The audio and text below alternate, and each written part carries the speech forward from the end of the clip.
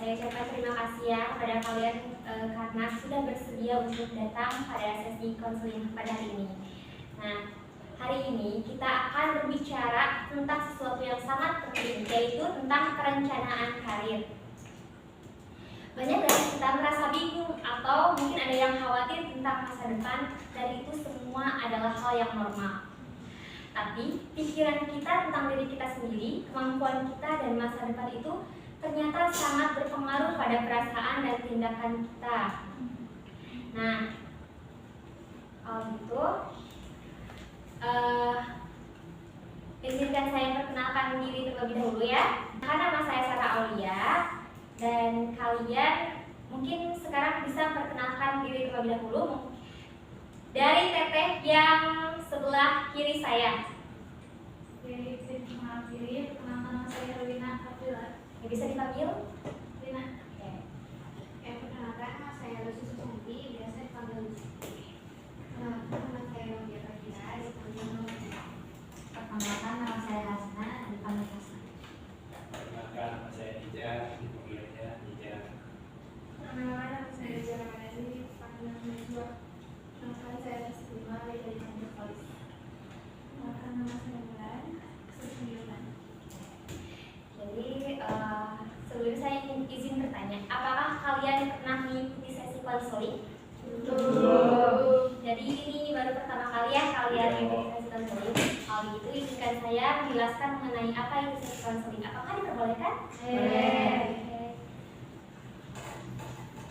Jadi konseling itu merupakan sebuah bantuan secara bertahap pada masalah yang kalian rasakan.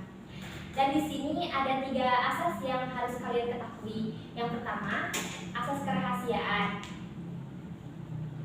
di mana semua permasalahan kalian tidak akan disebarluaskan, begitupun dengan kalian. Apapun yang dibahas di sini bersifat rahasia. Yang kedua, ada asas keterbukaan. Jadi, saya harap kalian di sini bisa terbuka terhadap saya dan menceritakan apa yang sedang dirasakan. Dan yang ketiga, ada asas kesukarelaan. Jadi saya harap di sini kalian datang ke sini itu dengan sukarela. Apakah ada yang tidak sukarela? Tidak. Sukarela semua ya. Baik, terima kasih. Oke, jadi tadi saya sudah bicara kalau hari ini kita akan bicara soal rencana kalian setelah lulus SMA. Nah, kita akan saling mendengar, berdiskusi dan bersama-sama mencari solusi. Harapan saya di sini yaitu kalian bisa lebih jelas apa langkah berikutnya. Saya akan menanyakan harapan kalian dalam pertemuan kali ini. Dimulai dari Desalis, boleh? Saya ingin mengetahui jurusan yang cocok buat diri saya kelak. Lalu, Bulan? Saya ingin belajar cara bagaimana mendapatkan bisnis. Baik, dilanjut. Misalnya, Saya ingin bisa bicara dengan orang tua mengenai soal jurusan yang saya inginkan. Baik, lalu? Mungkin saya masih bingung antara kerja dulu atau kuliah dulu. Lanjut. Saya ingin masuk teknik, tapi saya takut hal lainnya tidak cukup. Dan saya masih ragu dan bingung antara saya itu masih ragu sama bingung Bu, antara harus lanjut kuliah di keperawatan atau langsung kerja buat bantu orang tua.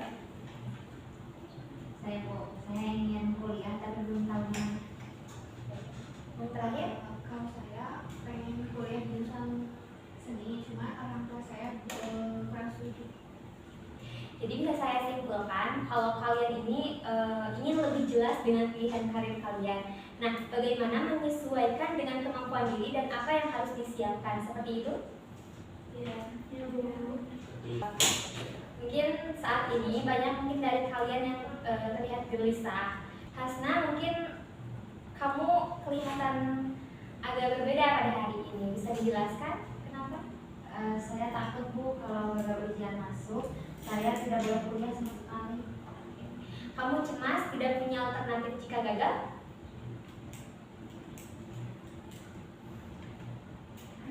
Iya Bu. Nah, oke. Kalau Lucy nih, kamu sekarang kayak kelihatan berbeda juga nih. Apa yang kamu rasakan? Ya Bu, saya lagi bingung. Saya suka seni, tapi orang tua saya maunya saya kuliah di situ. Jadi kamu merasa tertekan karena harus memilih antara keinginanmu atau pilihan orang tua seperti itu? Ya. Oke. Dari cerita kalian yang tadi kalian sampaikan, saya lihat keinginan kuliah bukan hanya soal gelar, tapi soal masa depan dan kebahagiaan. Apakah setuju? Setuju. Jadi ini bukan hanya milih jurusan, tapi juga menentukan jalan hidup kalian. Nah, Herwina, bagaimana dengan kamu saat ini? Saya itu sebenarnya tuh ingin kuliah ya Bu, kuliah di keperawatan. Tapi ternyata orang tua saya itu minta saya buat cepet-cepet kerja biar bisa bantu keluarga. Kalau keinginan kamu dalam hati itu bagaimana? Ibu ya Bu. Oke. Apa langkah yang bisa kamu ambil mungkin agar bisa kuliah tanpa membebani keluarga? Mungkin saya bisa coba cari beasiswa atau kerja lapangan. Oke, betul. Itu bisa sekali ya Herwina, mencari beasiswa atau kamu bisa bekerja part-time. Lalu seterusnya ada Wulan. Wulan, tadi kan kamu bilang kalau kamu ingin tahu cara mendapatkan beasiswa. Apakah sudah mulai riset dari sekarang? Belum Ibu, saya itu masih bingung mulai dari mana untuk mencari beasiswa. Oke. Apakah kalau kita buat daftar langkah-langkah bersama, kamu siap untuk menjalankannya? Siap sekali Ibu. Oke, baik. Dilanjut sama Novia. Nah, tadi kan kamu bilang ya khawatir soal nilai matematika kamu rendah. Nah, apa yang sudah kamu lakukan untuk saat ini?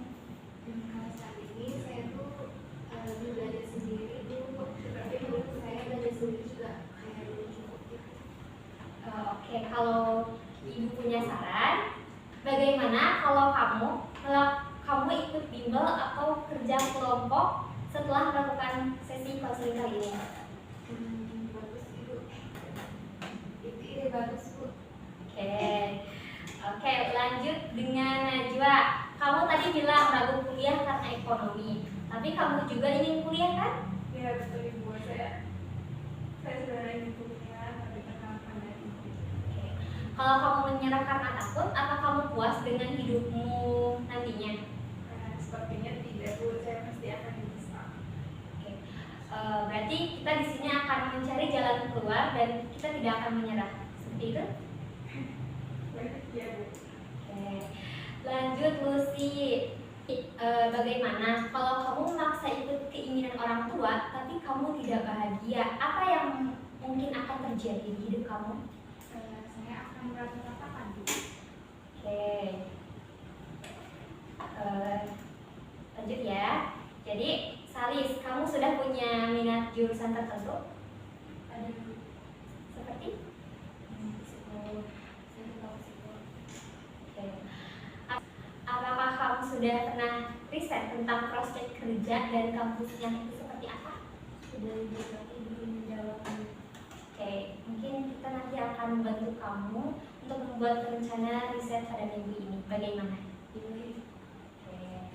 Jadi mungkin dapat saya simpulkan ya, kalau Salis ini